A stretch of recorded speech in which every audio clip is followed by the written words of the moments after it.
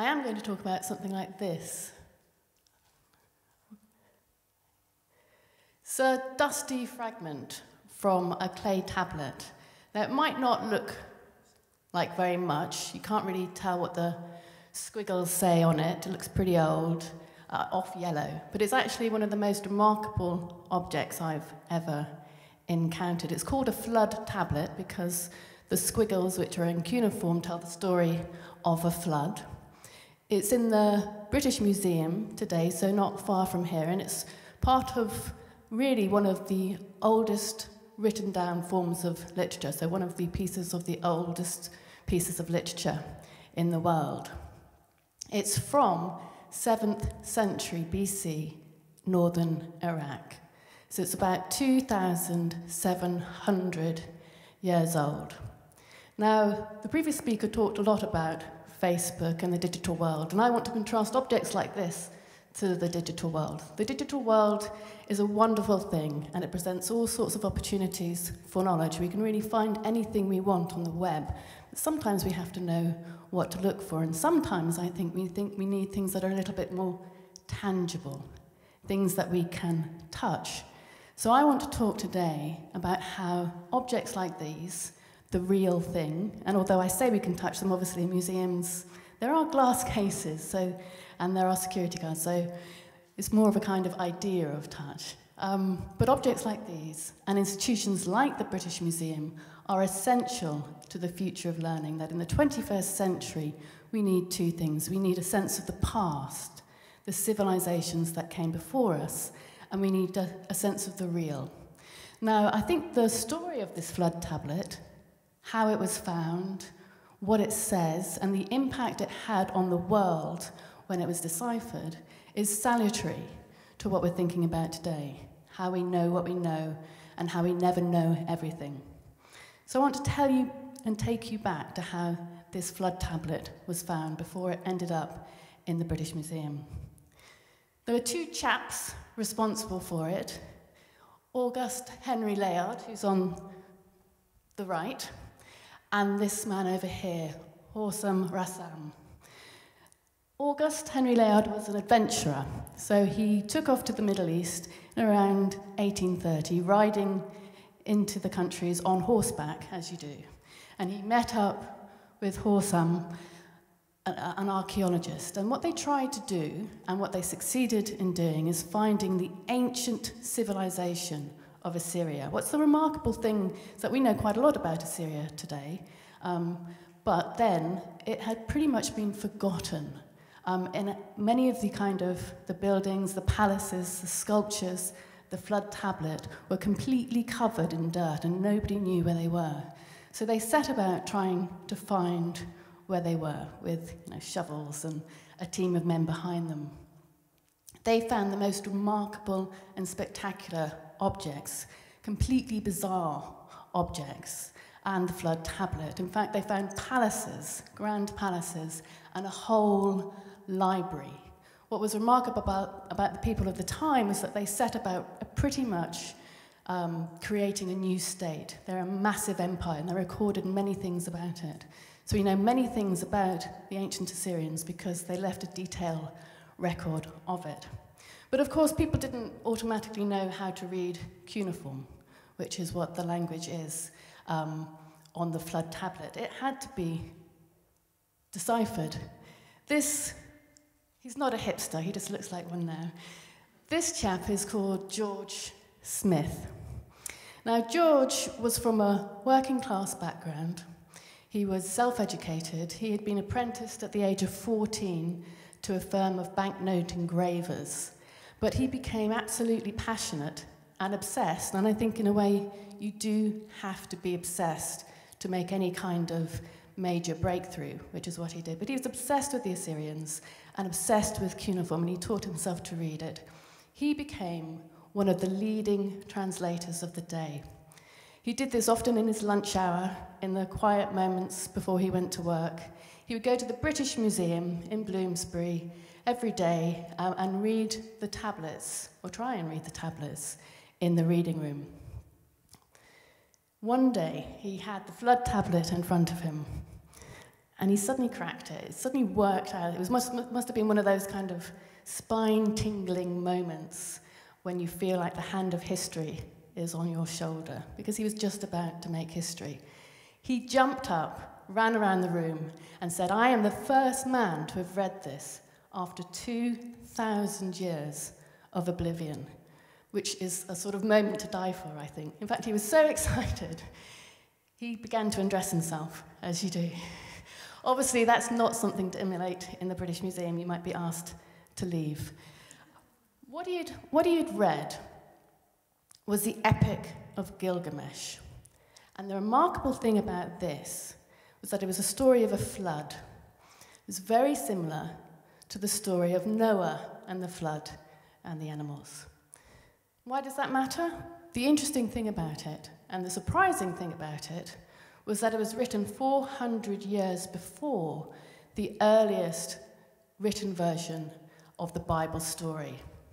So it indicated that the Bible story wasn't unique, it wasn't privileged, it wasn't a one-off, it hadn't come from there, but had been drawn upon a kind of previous pool of knowledge in the Middle East.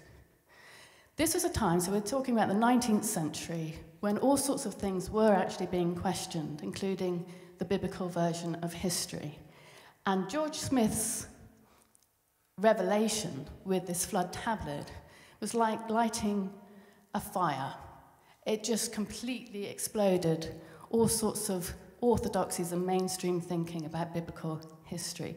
He was front page news, the Prime Minister of the day, Gladstone, came to see him lecture. Not bad for a banknote engraver called George, who spent his lunch hours at the British Museum.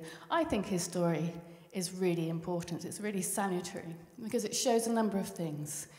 Anybody can do it if they are dedicated, and it's not easy.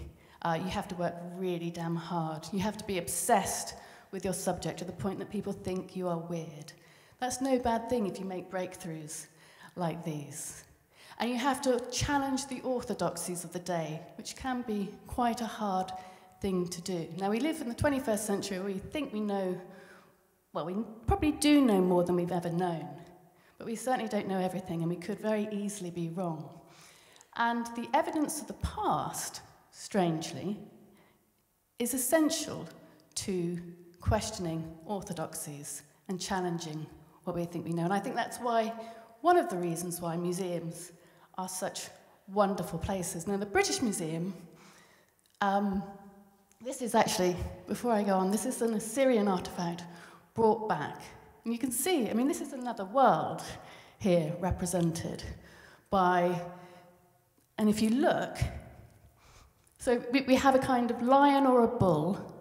We have wings coming out of his body. And amazingly, this is 7th century BC, northern Iraq. Could we do this now?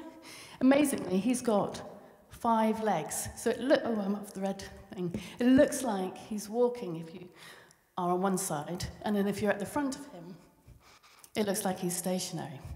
So museums hold artifacts like these. This is actually from the Met, but the British Museum around the corner holds many of these Assyrian artifacts, and I strongly recommend you go see them. So what do museums and their artifacts do, and why are they so important?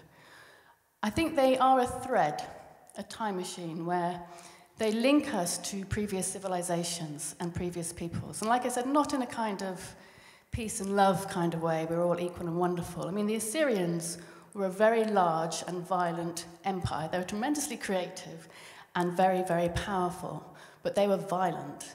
And young men were apprenticed very early on, not to be like George Smith, a banknote engraver, but to be warriors, to be soldiers. So we learn much more about those people by going to museums and looking at their artifacts. They also are, in many cases, free to enter.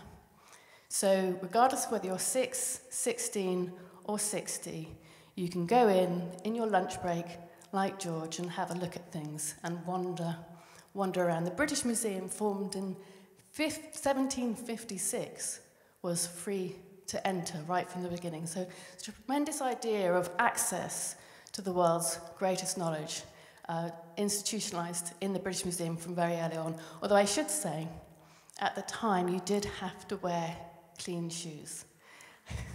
A few qualifications. Not so much, I think, in the 21st century, but the other thing museums and institutions like them offer, I think, is the real thing. Now, when I go into the BM, or if I'm lucky enough to go to somewhere like the Met, this guy, he's 5 meters high. He's really big. He's unfamiliar. He demands my attention. I think it's a he, although some of them look very feminine, so maybe they were confused or they were just kind of forward-thinking and ambivalent about their gender.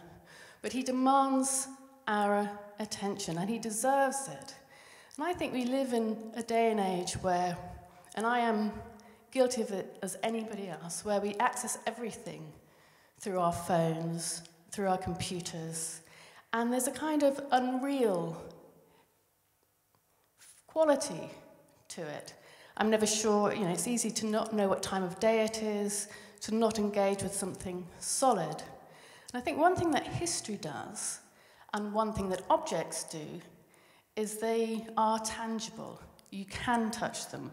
They are solid. They don't just melt into the air. I'm not sure if those of you in the audience saw the potential continued destruction by ISIS in Palmyra, that site of ancient civilizations. There was a debate at the time that the horror expressed prioritized objects over people. And I think that's really the wrong way to understand that. I think it was an outrage, and I think in a way ISIS knew what they were doing. They were trying to destroy history. And I think the thing is about artifacts like those at Palmyra and in museums is that they give us a sense of who we are in history. So we may live in the 21st century, but people came before us and achieved many things. And I think a sense of our reality and the permanence of our reality is solidified by real objects. So that's why I would suggest after this conference, before you go to a drink, maybe pop over to the British Museum and see some of these Assyrian artifacts, or the Rosetta Stone, or the Parthenon marbles, whatever takes your fancy. Because I think museums and ancient artifacts can take us out of the cloud and bring us back down to earth. Thank you.